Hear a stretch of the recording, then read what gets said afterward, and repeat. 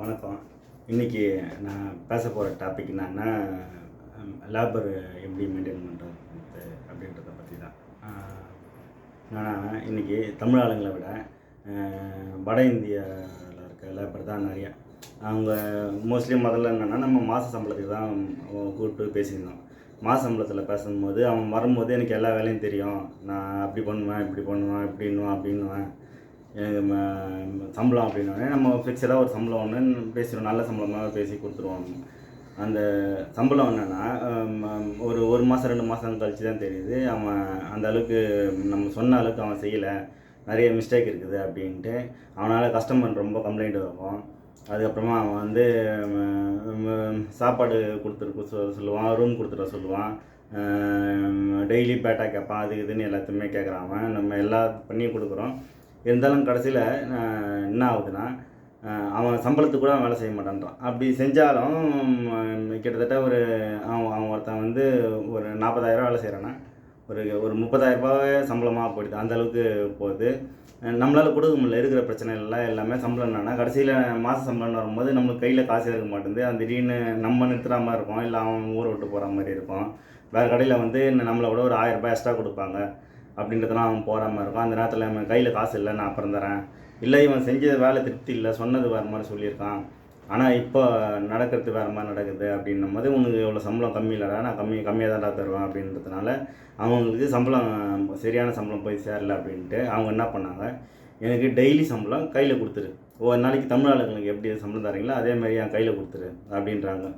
சரி, நம்ம பரவாயில்ல அப்படின்ட்டு டெய்லி சம்பளத்துக்கு நம்ம பேசி உள்ளே வச்சுட்டோன்னா, அவன் என்ன பண்ணுறான், நான் காலையில் எழுந்து நான் ஃபுட் மணி கொடு அப்படின்ட்டு கேஸுக்கு சமையல்லாம் சமைச்சு வச்சுட்டு வந்துடுறான். 3 வேலையுமே சமைச்சு சாப்பிடணுன்னு பார்க்குறாங்க. காலையில் குக்கிங் பண்ணி சாப்பிட்டு வரத்துக்கு லேட் ஆகிடுச்சு, 8 8:30 ஆகிடுச்சு, 9 ஆகிடுச்சு அப்படின்றாங்க. அதுக்கப்புறமா 1 மணிக்கு போனான்னா போய் சமைச்சிட்டு சாப்பிட்டு வரத்துக்கு 2 2:30 மணி ஆகுது அப்படின்றான். இப்போ இஸ்லாமிய சகோதரன் வந்து இந்த நேரம் பார்த்து நமாஸ்க்கு போகணும் அப்படின்றான், நைட்டில் போய் குக்கிங் பண்ணணும் அப்படின்னு. அது தப்பு சொல்லலை அது, ஆனால் டைமிங் இப்படிலாம் வீணாகுது. தமிழ் ஆளுங்க இதை விட, இந்து ஆளுங்க இதை விட கொஞ்சம் அதிகமாகவே கூட தான் பண்ணுறாங்கன்னு வச்சுங்களேன். இதனால் பார்த்தா அவன் ஒரு நாளைக்குன்னு பார்த்தா அவன் ஒரு 5 மணி நேரம் 6 மணி நேரம் தான் கடையில் இருக்கான். மற்ற நேரம்லாம் எதனா ஒரு காரணம் சொல்லி எதனா ஒன்று சுற்றிக்கினே இருக்கானுங்க, கடையில் தங்க மாட்டுறானுங்க. சம்பளத்துக்கே கட்டுப்படி ஆகலை அவனுங்க பண்ணுறது. அந்த பீக் ஹவரில் இருக்க மாட்டானுங்க. காலையில் ஒரு 6 மணிக்கு ஆரம்பித்தா ஒரு 10 மணி வரைக்கும் தான் வேலை, அதுக்கப்புறமா வேலை இருக்காது. அதுக்கப்புறமா சாயங்காலம் 6 மணிக்கு மேலே தான் வேலை ஆரம்பித்தா நைட்டு 10 மணி வரைக்கும் வேலை இருக்கும். இவனுக்கு வர்றதே என்னென்னா 9 மணிக்கு வரானுங்க, 1 மணி நேரம் தான் காலைல வேலை, அதுக்கப்புறமா ஃப்ரீ ஆகிடுது. அதுக்கப்புறமா செல்ஃபோன் நோட்டிக்கின்னு சும்மா உட்காந்துக்கின்னு தூங்கிக்கின்னு சாப்பாடுக்கு போகிறதா ஒரு 2 மணி நேரம் 3 மணி நேரம். ஏன் நான் சாப்பாடுக்கு போகணுன்டா, ஏன்டா இவ்வளோ லேட்டாக வர அப்படின்னா, சமைச்சு சாப்பிட்டு வர வேணாவா, வேலை இல்லை, ஃப்ரீயாக தானே இருக்குது அப்படின்னு அவன் ஃப்ரீயாக இருக்குதுன்னு ரூமில் தங்கிடுறான். ஆனால் அதுக்கு பதிலாக நம்ம என்ன பண்ணுறோம், கடையை மூட்டு போகக்கூடாது, நம்ம பட்னியாக இருந்து கடையை பார்த்துக்குறோம். அதுக்கப்புறமா வந்தோடனே கரெக்டாக 8:45 ஆயிடுச்சுன்னா கை கழுவிறானுங்க. சார் நான் ரூமுக்கு போகிறேன், நான் குக்கிங் பண்ணோம், ஜாஸ்தி டைம் ஆகுது அப்படின்ட்டு சீக்கிரம் கிளம்பிடுறானுங்க. எதுக்கு தான் வச்சுருக்கணும்னு தெரில. இப்போ அவனுங்க சொன்ன மாதிரி டெய்லி பேஸ் சம்பளம் அப்படின்னும் போது, நம்ம அந்த சம்பளத்து கணக்கு பார்த்தா ஒன்றுமே இல்லை. நம்ம அவர் கணக்காகவே சம்பளம் கொடுக்கலாம்.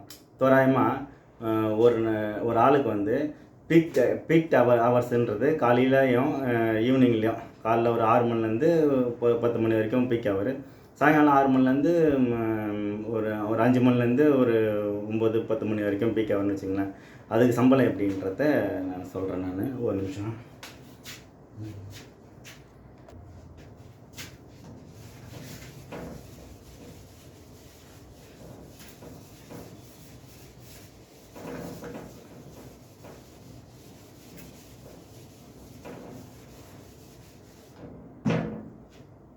சாதாரணமாக கவர்மெண்ட் ரூல்ஸ் படி ஒரு நாளைக்கு வந்து 8 ஹவர் டியூட்டி கொடுக்கலாம். அதுக்கப்புறமா ஓடின்ற கணக்கில் கொடுக்கலாம். அந்த 8 ஹவர் டியூட்டினா காலையில் 6 மணிலேருந்து 7 8 9 10 மணி வரைக்கும் 4 மணி நேரம், 4 ஹவர். சாயங்காலம் 5 மணிலேருந்து 6 7 8 9 4 மணி நேரம்.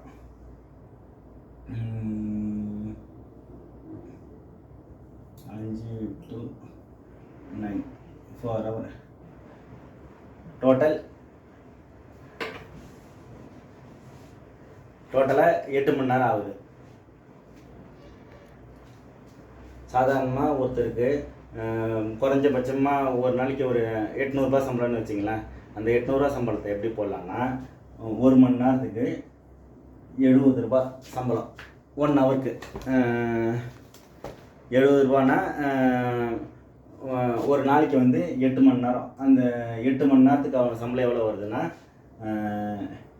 இன்ட்டு 8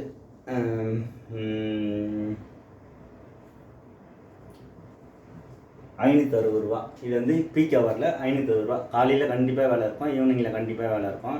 இந்த நேரத்தில் கண்டிப்பாக கடையில் ஆள் இருக்கணும், அப்போ தான் நம்ம பிஸ்னஸ் பண்ண முடியும். அதனால் இந்த காலையில் 10 மணி தாண்டிச்சுன்னா சாயங்காலம் 5 மணி வரைக்கும் வேலை இருக்காது. அது வந்து ஹாப்பி ஹவர்ஸ், ரெகுலர் ஹவர்ஸ். அந்த டைமில் ஒரு ஆளுக்கு 40 சம்பளம் இன்ட்டு ஒரு 6 மணி நேரம் வச்சுக்கிங்க. 6 மணி நேரம் இது வேலை செஞ்சால் ஒரு நாளைக்கு 240 சம்பளம். இது ரெண்டையும் சேர்த்தா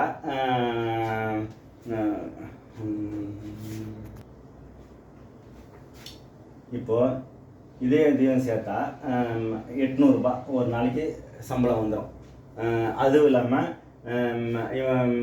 ப்ளஸ்ஸு அவன் எவ்வளோ வேலை செய்கிறானோ அந்த சம்பளத்தில் ஒரு 5% வந்து இன்சென்டிவ் தரலாம். அது இல்லாமல் அவன் பர்ஃபார்மன்ஸ் நல்லா இருக்குது, அவன் கரெக்டாக நீங்கள் சொன்ன டைமுக்கு வருது அப்படின்னா நீங்கள் கூட எக்ஸ்ட்ரா தரலாம். அதெல்லாம் உங்கள் விருப்பம். இப்போ நீங்கள் இந்த மெத்தடை நீங்கள் யூஸ் பண்ணும்போது ஆட்டோமேட்டிக்காக வந்து இந்த பீக் ஹவரில் வந்து நான் தூங்கிட்டேன், நான் சமையல் செய்கிறேன், எனக்கு வயிற்று கலக்கிடுச்சு, லேட் ஆகுது, நைட்டு ஃப்ரெண்டு வரான், நான் அவனை போய் பார்க்கணும், இந்த மாதிரி டைம்லாம் இந்த பீக் ஹவரில் தான் மோஸ்ட்லி நடக்கும். இந்த ரெகுலர் ஹவரில் கடையில் உட்காந்து தூக்கிட்டு தான் இருப்பாங்க.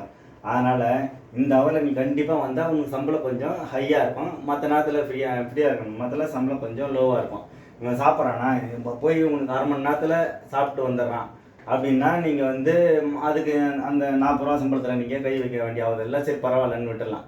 அதையும் தாண்டி அவங்க போயிட்டு 1 மணி நேரம், 1.5 மணி நேரம், 2 மணி நேரம் அந்த மாதிரி கழிச்சு வந்தாங்கன்னா நீங்கள் தாராளமாக இதில் கை வைக்கலாம். அதேமாதிரி பீக் ஹவரில் இன்னும் கடையை விட்டு போக மாட்டானுங்க. நம்ம போனால் சம்பளம் நம்மளுக்கு போய்டும். அதனால் இந்த நேரத்தில் நம்ம இங்கே இருக்கணும் அப்படின்ட்டு கண்டிப்பாக இருப்பாங்க. பிஸ்னஸ்க்கு எந்த ஒரு பாதிப்பும் இருக்காது. இதை பற்றி மேலே எதனா தெளிவாக தெரியணுன்னா என்னை கான்டாக்ட் பண்ணுங்கள், நான் ஒன்று பேசலாம். இது உங்களுக்கு புரியுதா என்னன்னு தெரியல. இந்த சப்ஜெக்ட் நல்லா தான் இருக்கும்னு யோசிக்கிறேன் நான். இது இல்லாமல் உங்கள் டைம் இன்னும் கூட அதிகமாக போச்சுன்னா எக்ஸ்ட்ரா சம்பளம் கொடுங்க, ஒன்றும் பிரச்சனை இல்லை. உங்களுக்கு 10 மணி வரைக்கும் 11 மணி வரைக்கும் வேலை இருக்குதுன்னா இந்த மேலே இருக்க பணத்துப்படி அவனுக்கு சம்பளம் கொடுங்க, இருந்து வேலை செஞ்சுட்டு போவாங்க. அதாவது வந்து அவங்க சம்பாதிக்கிறது தான் வராங்க, எல்லாமே பணத்துக்காக தான். அவன் எவ்வளோ நாள் இருந்தாலும் இருக்க அவனுக்கு சம்பளம் கூடினா போகுதுன்னா பரவாயில்ல, அவன் இருப்பான். அதே மாதிரி கடையில் வந்து வேலைக்கு வந்துட்டு அவன் சும்மாவே ஊற்றிட்டு இருக்கான், கடையில் இல்லைன்னா தாராளமாக அவனுக்கு கம்மியாகிடும். அவன் கடையை விட்டு அவன் எங்கேயுமே போக மாட்டான். நீங்கள் 4 பேர் 5 பேர்னு போட வேண்டியது இல்லை. அவன் இருந்தான்னா அவன் ஃபுல்லாக வேலை செஞ்சான்னா அவன் கடையிலே இருப்பான், எல்லா வேலையும் செய்வான். நம்மளுக்கு ஓரளவுக்கு கெயினாக இருக்கும், அவனுக்கும் கெயினாக இருக்கும். இதுதான் விளக்கம்.